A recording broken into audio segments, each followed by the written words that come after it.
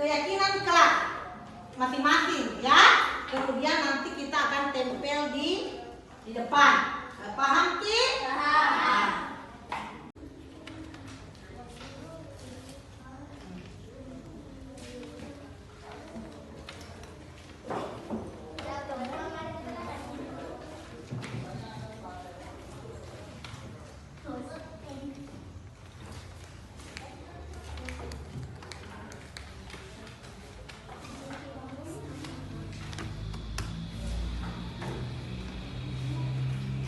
Bayar yang tenang kerasnya lah. Kita ketahui. Dan apa penjelasannya di tertempel semua.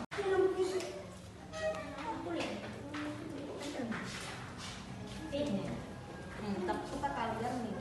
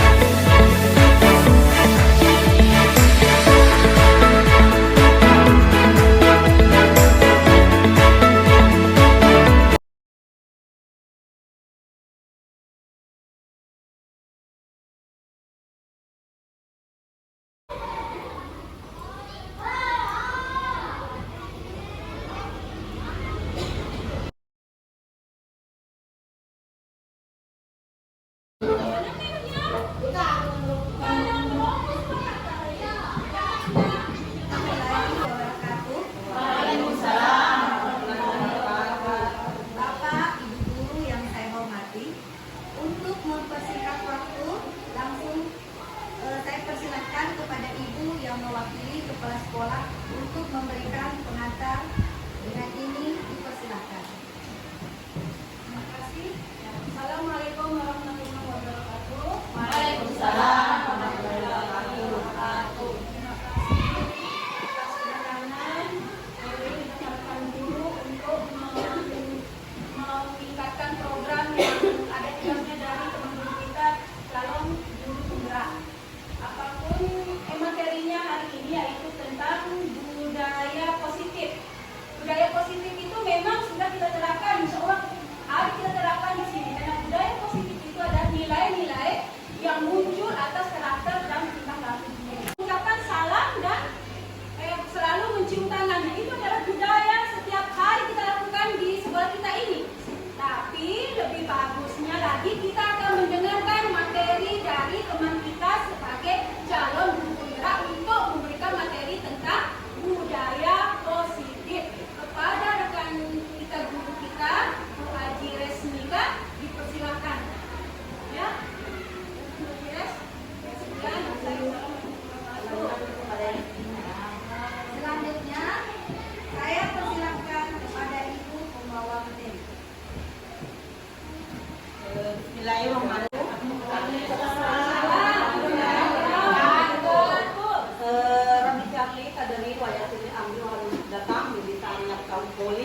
Allahumma shalli ala sayyidina Muhammad wa ala sayyidina Muhammad. Pertama-tama marilah kita bersama-sama memanjatkan puji syukur kepada Allah Subhanahu wa taala karena berkah rahmat dan hidayahnya lah sehingga kita masih diberi kesehatan dan kesempatan untuk berkumpul di tempat yang sederhana ini. Kemudian tak lupa pula marilah kita hilangkan salah semua dari alam yang gelap, kegelapan menuju ke yang terang benderang seperti yang kita rasakan pada saat ini. Kemudian Bapak Ibu yang saya hormati, izinkan saya berdiri memberikan pemahaman sedikit, bukan karena saya lebih pintar, saya merasa lebih pintar dari ibu-ibu, tetapi izinkan saya berdiri di sini sebagai sebagai tugas dari calon guru penggerak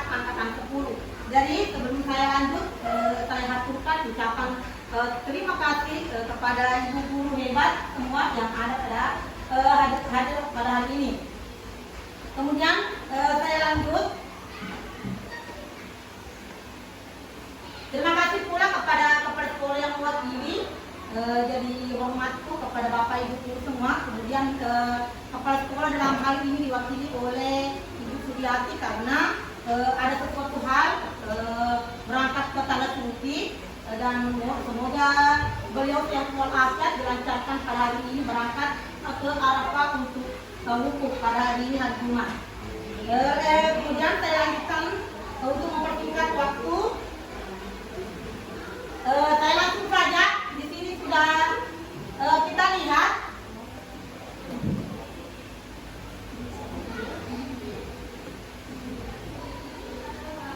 di diseminasi budaya positif atau menyebarkan pemahaman dan penerapan budaya positif yang dibawakan oleh saya sendiri oleh tingkat PD DJP Angkatan 10 Kabupaten Bone Sulawesi Selatan.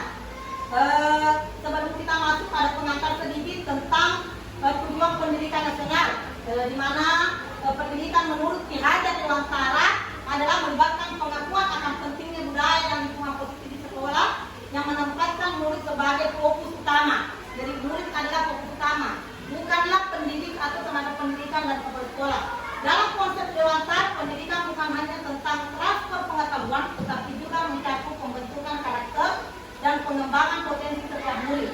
Oleh karena itu, menciptakan budaya dan lingkungan yang mendukung eksklusif dan memberdayakan di sekolah menjadi kunci untuk mewujudkan visi pendidikan yang diinginkan. Lanjut, tujuan pendidikan menurut Ki Hajar Dewantara, tujuan pendidikan adalah menuntut segala kodrat yang ada pada anak-anak agar mereka dapat mencapai keselamatan dan kebahagiaan yang setinggi-tingginya, baik sebagai manusia maupun sebagai anggota masyarakat. Oleh sebab itu, pendidik itu hanya dapat menuntun tumbuh dan hidupnya atau hidupnya kekuatan kodrat yang ada pada anak-anak.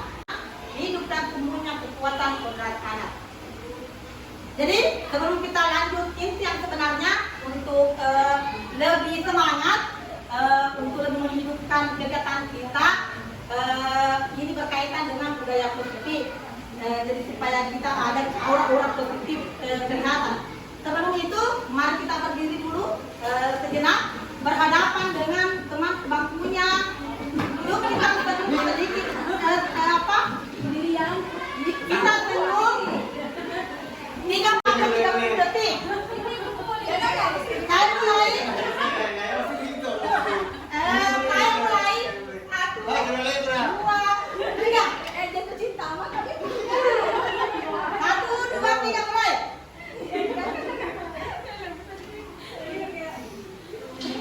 Ya, supaya kelihatan aura positifnya hubungan dengan materi kita. Saya yakin awal senyumnya pasti awal sedikit, akhirnya kedepannya. Ya, terima kasih.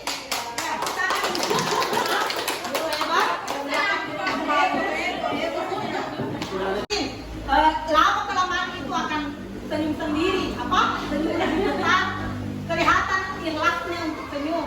Jadi ada aura positif. Ice breathing ini boleh diimplementasikan kepada anak-anak, misalnya di jam-jam terakhir. Ketika anak sudah bosan, coba kita pakai cara ini, disuruh senyum. Saya yakin semangatnya akan seperti selamat pagi terus. Lanjut, kita inti berikutnya. Adapun konsep inti budaya yang sebenarnya itu yang mau kita pemahami hari ini ada 7. Yang pertama, perubahan paradigma belajar. Kemudian motivasi perilaku manusia, disiplin positif, kebutuhan dasar, posisi kontrol restitusi, keyakinan keras, dan segitiga restitusi. Jadi semuanya ini adalah inti budaya positif. Kenapa sebenarnya ini budaya positif perlu dipahami? Bukan karena tapi seperti tadi diantarkan oleh kepala sekolah bahwa sebenarnya kita sudah setiap hari menggunakan budaya positif kepada anak seperti salam, sapa, senyum itu. Tetapi ada sesuatu yang sebenarnya belum dipahami dulu saat ini. Menurut Ki Hajar Dewantara tadi itu, anak-anak mempunyai kodratnya yang berbeda-beda. Terkadang, bukan semua tapi terkadang ada guru yang menyamakan semua kodrat anak tanpa memperdulikan, tanpa memperhatikan apa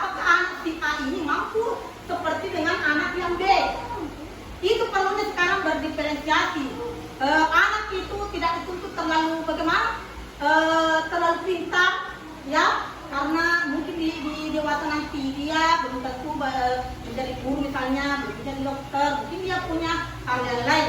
Tetapi sekiranya banyak sekali sekarang masih menggunakan tempo zaman dulu, waktu kita masih sekolah, masih menggunakan hukuman dan konsekuensi. Padahal itu sebenarnya sekarang itu pendidikan nasional melihat dari tujuan pendidikan ini dari dewasa.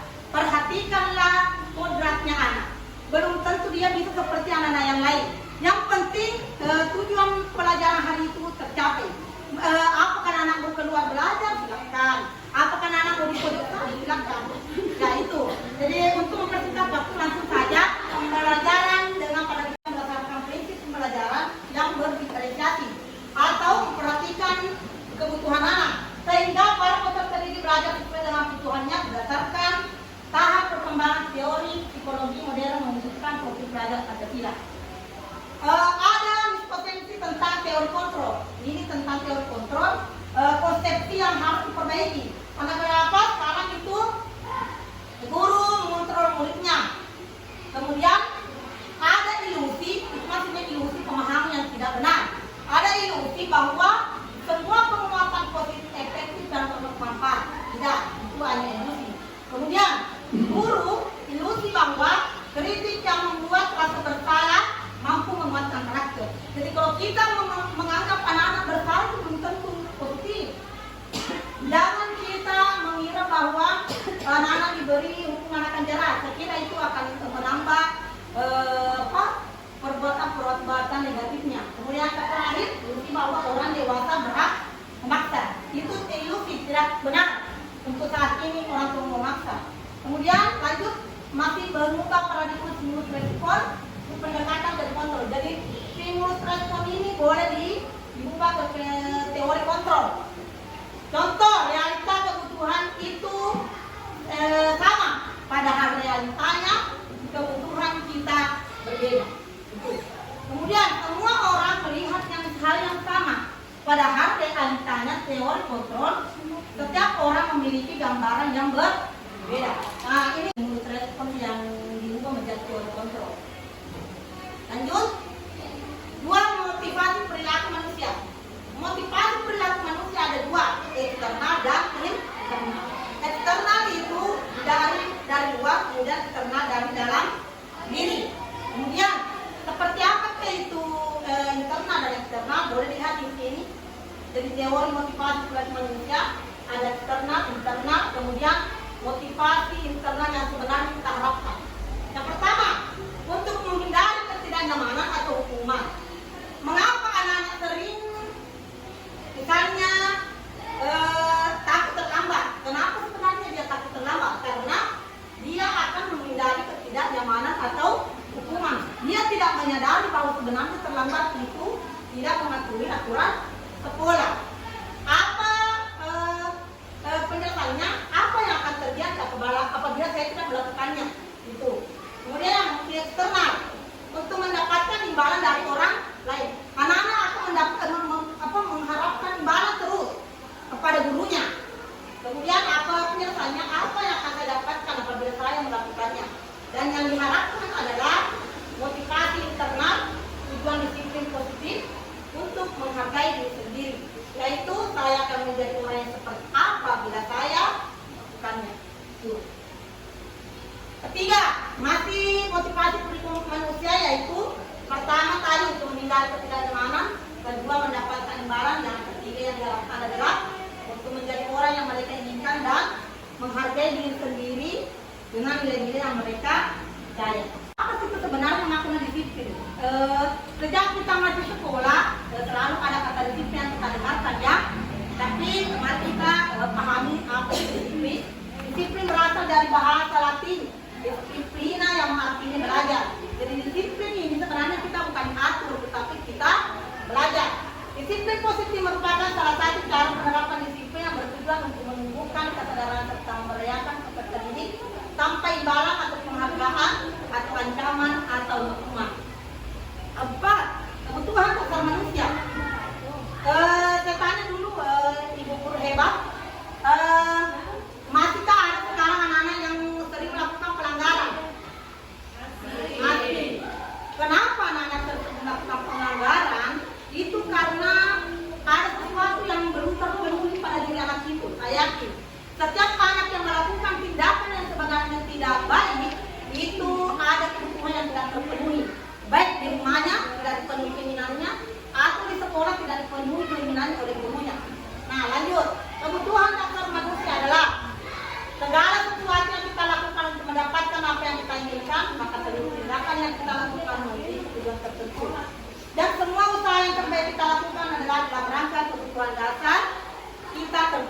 Di sini ada 5 kebutuhan dasarnya anak. Pertama adalah cinta kasih dan diterima. Kemudian kedua penguasaan, ada kebebasan, ada ketenangan, kemudian ada titipan. Ini sebenarnya kebutuhan yang dibutuhkan anak-anak, tetapi terkadang tidak terpenuhi di sekolah atau di rumahnya. Mari kita lihat supaya kita lebih memahami apa itu cinta dan kasih. Yang mana sebenarnya perbuatan kita itu dibutuhkan cinta dan kasih sayang kepada anak. Contoh, jadi di sini sengaja memang tidak ada isinya supaya kita sendiri yang akan mengisi dari tadi yang ibu guru bilang, aku tidak boleh bersenandung waktu mengerjakan tugas. Katanya kelas harus tenang, tidak ada suara, padahal aku suka dengan tenang menyanyi. Berarti kebutuhan apa anak yang ingin dia butuhkan di situ? Apakah kebutuhan cinta kasih, ketenangan atau kebebasan? Ya, ketenangan. Kenapa? Karena dia sebenarnya mau bermain, belajar sambil bermain bersenandung. Jadi ketika kita tidak membiarkannya seperti itu, maka dia merasa tidak mendapatkan ketenangan. 2, ibu guru tidak menyapa aku hari ini. Kadang-kadang kita tidak sempat menyapa mereka, padahal aku pakai jepit rambut baru. Berarti dia ingin diberi cinta kasih, diberi perhatikan. Jadi kadang itu masuk di kelas, dia tidak fokus karena sebenarnya awalnya tadi fokus boleh disanjung-sanjung. Dia bilang kita rambut, ya begitu. Nah itulah kebutuhan anak-anak yang tidak terpenuhi. Tapi tanpa disadari, dia terus sanjung-sanjung orang lain kalau begitu. 3, aku bosan. Masa belajarnya cuma begitu-begitu. Mendengar guru saja. Berarti kebutuhan apa yang ingin dipenuhi oleh anak-anak?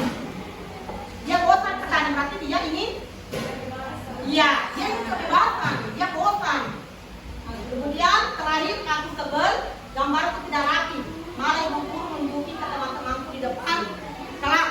Berarti dia ingin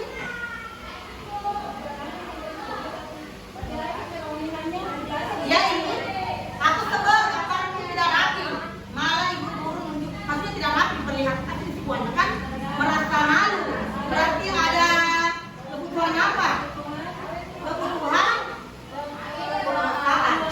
penguasaan. Dia perlu maksudnya dia belum menguasai, tapi dia yang membutuhkan adalah penguasaan. Terima kasih Ibu atas partisipasinya. Sekarang ada kasus yang bisa kita amati.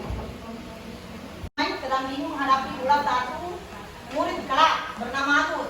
Beberapa anak telah datang dan mengeluhkan Agus yang seringkali meminta bekal makan dan siang mereka dengan paksa maksudnya tolong selalu memaksa. Jika Anda menghadapi situasi seperti itu dia, apa yang akan Anda lakukan? Kemudian menurut Anda, kira-kira apa alasan Agus melakukan hal itu?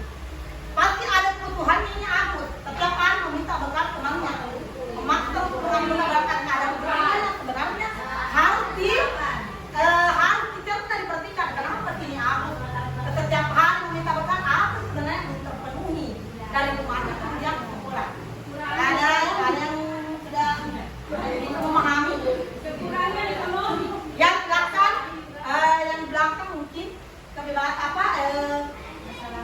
apa yang dibutuhkan, kebutuhan apa sebenarnya? Kalau menurut saya, yaitu Agus kurang mendapatkan kebutuhan cinta kasih dari orang tuanya. Ya. Mungkin karena orang tuanya tidak memperhatikan dan memberikan bekal kepada anaknya untuk ke sekolah, sehingga sampai di sekolah dia meminta bekal kepada teman-temannya. Ya. Cukup sekian itu. Ya, terima kasih. Mungkin kita diberikan apa yang sebenarnya belum terpenuhi pada anak-anak ini. Jawabannya sudah bagus sekali, sudah tepat. Dalam konteks penerapan disiplin positif, Ibu Lia sebaiknya mencari tahu apa alasan Agus melakukan tindakan tersebut untuk mengetahui kebutuhannya. Mari kita lihat yang pertama adalah survival. Apa itu survival? Bertahan hidup. Ini bertahan hidup. Kenapa? Agus lapar. Sebenarnya dia orang tuanya tidak membawakan bekal seperti yang tadi sudah dijelaskan kepada ibu guru hebat. Dia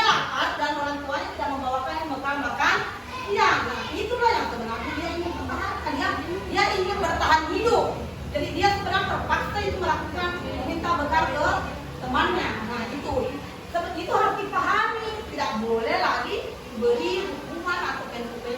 Kedua, apa yang ingin dia penuhi adalah love dan developing. Apa tadi, cinta dan kasih sayang. Teman Agus jadi perhatikan Agus. Kenapa? Kalau ditegur sama temannya berarti dia diperhatikan sama temannya. Melapor ke gurunya berarti dia diperhatikan. Karena dia dilapor. Coba kalau dia tidak dilaporkan ke guru berarti dia tidak diperhatikan oleh temannya. Tapi karena diperhatikan sama temannya, ulangnya itu akhirnya dia mendapatkan cinta dan kasih sayangnya di sekolah. Kemudian lanjut yang ketiga, apa powernya? Dia merasa hebat karena temannya dari tahu dan menuruti keinginannya. Nah itu dia ingin penuhi. Kemudian keempat, aku merasa bosan dengan bekal yang dibawakan orang tuanya itu turun. Nasi goreng jadi anak-anak itu bosan. Tapi tidak melanjutkan ke orang tuanya, akhirnya melaporkan ke sekolah.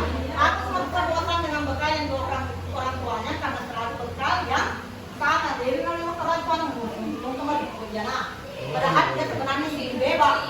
Bukan yang ingat terus besok lagi. Jadi itu lanjut. Aku hanya iseng. Mungkin aku hanya iseng dan dia menikmati ekspresi wajah temannya yang kata kira itu warna tahu itu. Begitu rasa ya. Kalau kecil sih warna dan itu masih belum ada yang iya, itu benar-benar betul. Tapi karena ada sesuatu yang melihat dia pan kesenangan, dia bersenang. Kesenangan itu warna pecah. Ya, nah itu yang sebenarnya dibutuhkan. Lanjut, posisi kontrol guru. Jadi guru juga mesti dikontrol. Guru mempunyai posisi kontrol yang mana itu ini yang sering dilakukan guru di sekolah.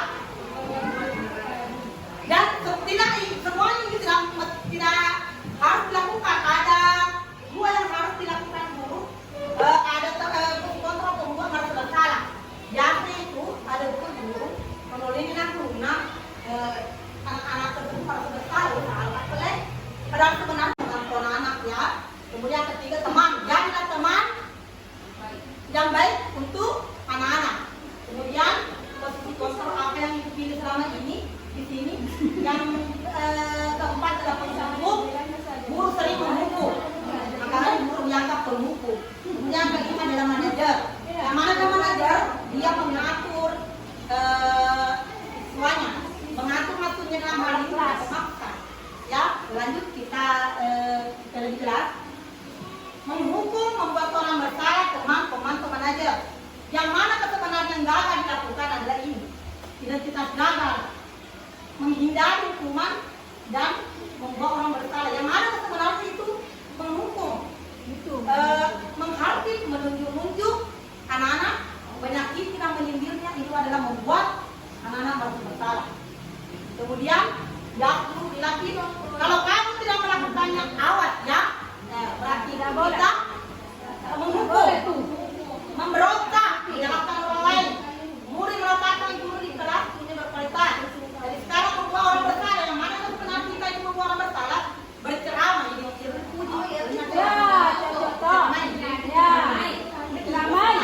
menghukum. Jadi begitu jadi dia merasa bersalah. Ceramah terus.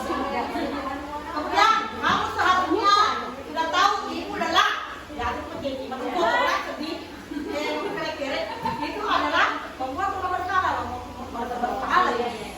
Kan identitas yang berhasil dilakukan adalah teman dan teman saja. Membuat alasan-alasan muridnya, mengukur, ya. Kemudian dipanggil anak-anak, diajak ayo nak kita pungut sampah. Sebenarnya tidak boleh, tapi kan kata-kata kita yang mengajak. Ayo nak, ayo bantu ibu guru.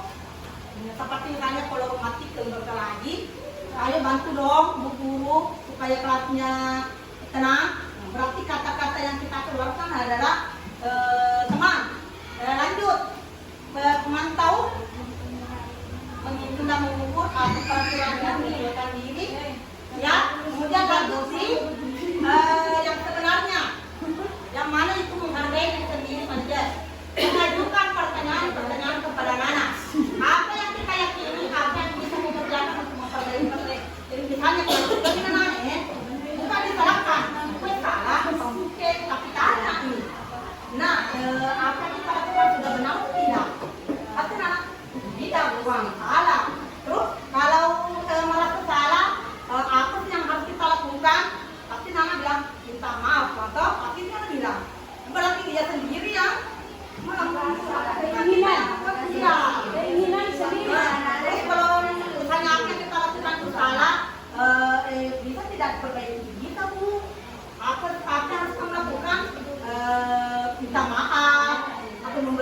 dia temannya dulu.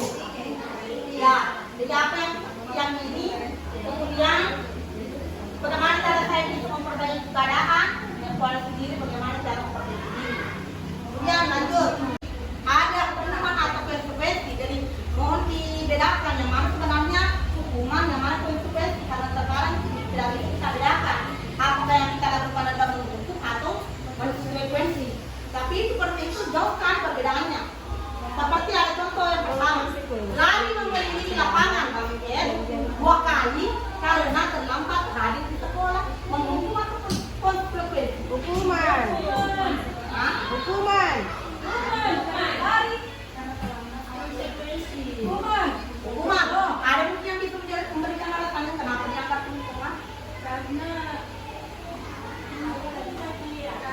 Saya. Ya karena semua anak lari mengelilingi lapangan 2 kali. Karena tadi sekolah pedang itu sebenarnya tidak boleh menghukum. Mungkin ada alasan kenapa dia terlambat. Kemudian yang kedua, membersihkan coretan yang dibuatnya beda tulis. Konsekuensi. Hukuman atau Konsekuensi. karena Akibat dari transportasi. ya karena kan dia sendiri yang membuat coretan, berarti dia sendiri yang harusnya berubah.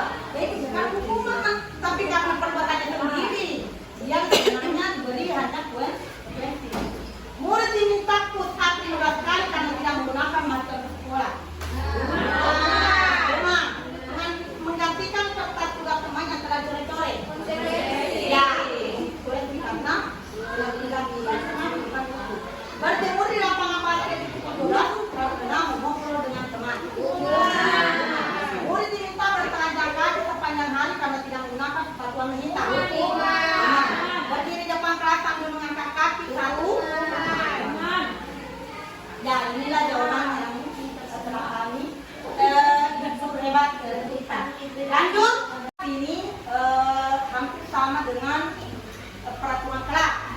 Tapi di sini ada pertanyaannya, mengapa mesti keyakinan kelas? Mengapa kita tidak mengatakan peraturan kelas? Mungkin ada yang merasa ini hal baru karena dari tempo dulu sampai sekarang masih kita menggunakan di kelas tata tertib. Saya sendiri masih seperti itu. Di kelas saya masih itu di waktu sekolah tata tertib ya, dilarang terlambat, dilarang ribut, dilarang di situ di disiplin, dilarang semua. Seakan-akan tidak ada kebebasan untuk anak, dilarang. Kemudian seiring dengan pendidikan, disiplin itu diganti menjadi kesepakatan kelas. Jadi setiap kelas memulai pembelajaran sebenarnya kita itu membuat kesepakatan. Dan anak-anak yang membuat kesepakatan itu jangan dibuatkan supaya anak mengikuti apa yang sudah misalnya. Ya, kalau di situ mengatakan dilarang terlambat, maka kesepakatan kelas harus diubah menjadi hal yang positif. Apa hal positif dari dilarang terlambat? Ya, datang tepat waktu. Sudah terbuka dilarangnya, berarti itu menjadi kesepakatan kelas. Dilarang coret. jangan dicoret, janganlah. Berarti ada kata jangan. Sama jangan sebentar. Ya, janganlah. Ya, jagalah kedisiplinan kalau ribut, dilarang ribut. Jadi itu sekarang diterjemahkan ke peraturan kelas. Keempat, kesepakatan kelas. Sekarang ada lagi keyakinan kelas, bukan lagi bukan lagi tata tertib, bukan lagi kesepakatan kelas yang tertulis sekarang itu. Nanti di tahun ajaran baru mari kita implementasikan kelas 1 sampai kelas 6 kita membuat keyakinan kelas. Jadi bukan tata tertib, jadi nggak tata tertib. Kalau tadi kesepakatan satu tiap hari itu anak-anak yang buat. Kalau sekarang keyakinan apa sih bedanya keyakinan kelas dengan peraturan kelas? Kalau peraturan kelas belum tentu anak-anak yakin.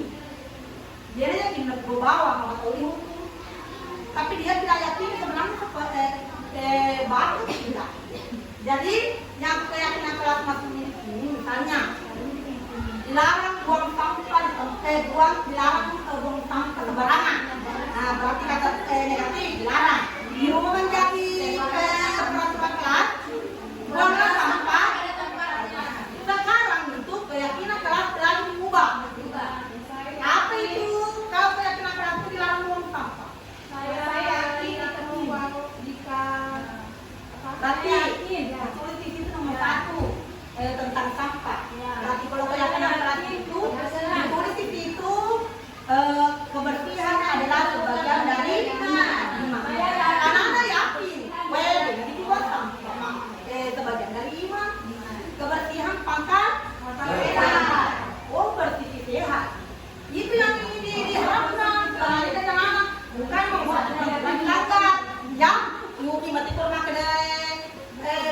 membuang tamu itu karena dia tidak meyakini sebenarnya.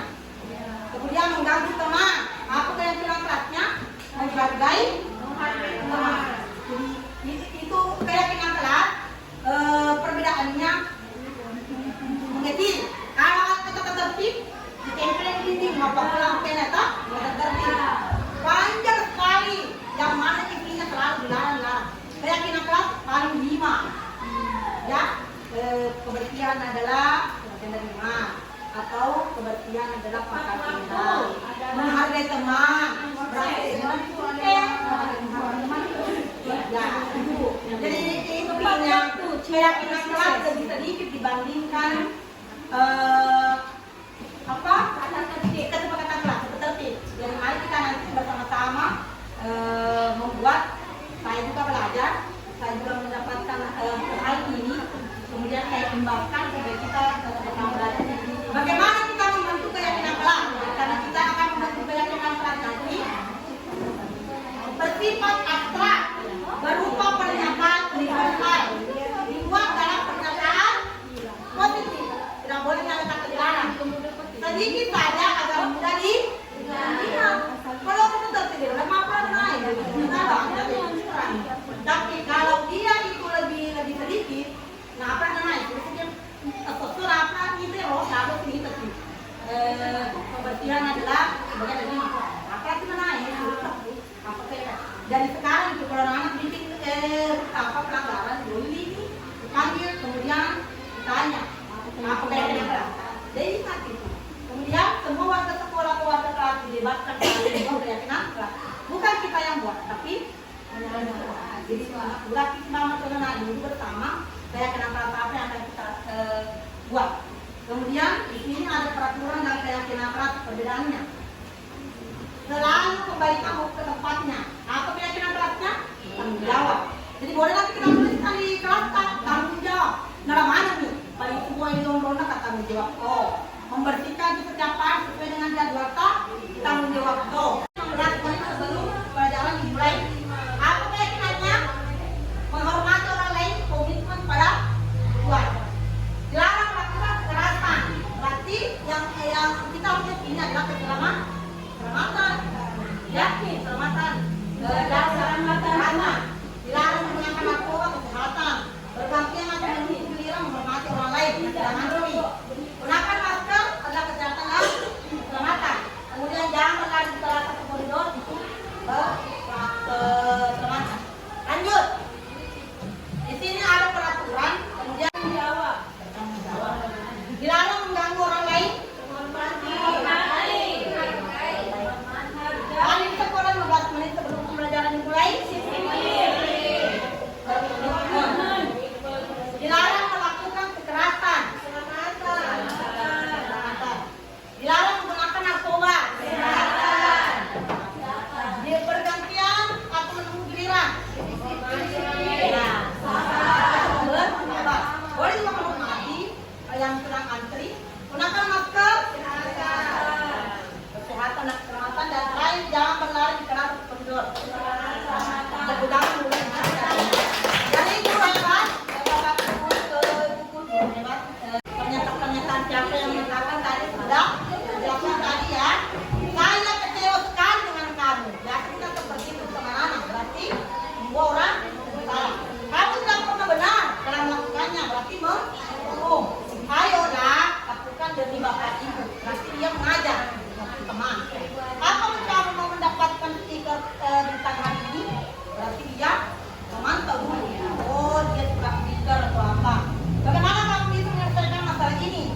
Itulah yang kita harapkan manajer. Selalu tanya Nana, apa yang kamu inginkan? Apa yang kamu ingin lakukan hari ini? Kamu selalu yang paling terakhir. Itu adalah buku. Kita sudah tiba di materi yang terakhir, yaitu lebih 3, yaitu pelanggaran. Bukan diteriaki, tetapi panggillah untuk kelas. Apa langkahnya ketiga restitutif? Yaitu pertama validasi kebutuhan, kedua menstabilkan identitas, dan yang ketiga adalah menanyakan keyakinan. Jadi jika anak ada yang melakukan pelanggaran, coba gunakan langkah yang ketiga ini. Saya yakin anak-anak tidak akan mengulangi karena merasa malu itu. menanggap di teman. Ya, itu loh penting. Kayak nasihat tapi bukan mengajak. Apakah setelah diberi restitusi editor kayak kelas 1 tentu tidak ada kalau dekati gurunya dengan dia memperhatikan. Lanjut, bagi 3 restitusi seperti ini proses menciptakan kondisi bagi guru untuk memperbaiki kesalahan mereka sehingga mereka bisa kembali pada kelompok mereka dengan karakter yang lebih kuat. Restitusi juga merupakan proses kolaborasi yang mengajarkan murid untuk mencari solusi. Dia cari solusi sendiri untuk masalah mereka dan membantu untuk berpikir tentang orang seperti apa yang mereka inginkan. Kemudian bagaimana mereka harus memperlakukan orang lain berdasarkan dan suka mengganggu. Tanya nih, kenapa apa tuh Tuhan belum terpenuhi sampai kamu selalu mengganggu teman? Gitu ya, pasti ada kebutuhan yang tidak terpenuhi. Kita lihat yang pertama tadi tanya menstabilkan identitas seperti yang mana kata-kata menstabilkan identitas. Berbuat salah itu tidak apa-apa, jadi sampaikan anak supaya dia jujur. Nah, sebenarnya tidak ada orang yang tidak bersalah, tapi juga sering melakukan kesalahan itu. Nah, itu tidak ada manusia yang sempurna. Jika ada yang sempurna, kemana kita? Itu contoh yang pertama diberikan di mana supaya dia jujur, dia mau bicara. Saya juga pernah melakukan kesalahan seperti itu. Kita bisa menyelesaikan ini. Bapak tidak tertarik mencari siapa yang salah, tetapi Bapak Ibu guru ini mencari solusi dari permasalahan ini. Itu dulu ditanyakan ke anak. Kemudian tidak apa-apa nah, kamu sebenarnya marah seperti itu. Lanjut kedua, variasilah tindakan yang salah itu apa? Ini tanya nih. Nah, kamu pasti punya alasan mengapa melakukan hal itu. Pasti nak dia aneh, dia kurang kado. Dia sebenarnya telah mengganggu. Anu bang, maksud ibu ini namanya perakan ini. Dia pasti akan bercerita. Kalau ditanya, kamu pasti punya alasan mengapa melakukan hal itu. Atau kerja tugas. Kemudian kamu patut bangga pada dirimu sendiri karena kamu telah melindungi sesuatu yang penting buat kamu sendiri. Ketiga, menanyakan keyakinan. Inilah sebenarnya tujuan terakhir menanyakan keyakinan. Kita nyanyikan naik. Nah, kamu sudah tahu kesalahanmu, ya Tuhan. Apa yang kamu lakukan, saya akan memperbaikinya. Apa keyakinan kita masih ingat kan? Ya, jadi kalau sudah mengganggu teman, pasti maka deh menghormati teman, menghormati orang lain. Nilai apa yang telah disepakati bersama? Seperti apa gambaran sebuah kelas yang ideal menurut kamu? Dan kamu ini menjadi orang yang seperti apa? Selalu ada kata bertanya kepada anak-anak supaya mereka yakin bahwa sebenarnya saya salah Tuhan. Tidak mau lagi ulangnya, tidak. Kapan kita mulai hari ini Tuhan tidak lagi.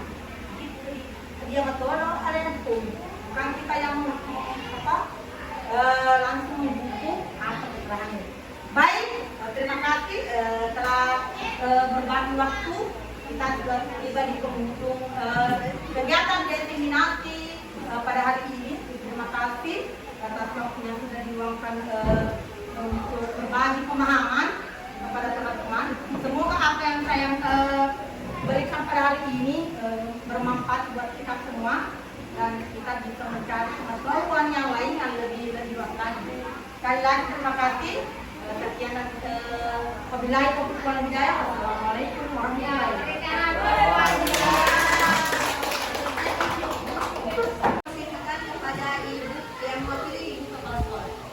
Terima kasih atas kesempatannya. Tadi alhamdulillah rekan-rekan guru kita semua telah mendengarkan penjelasan tentang budaya positif dan insya Allah kita akan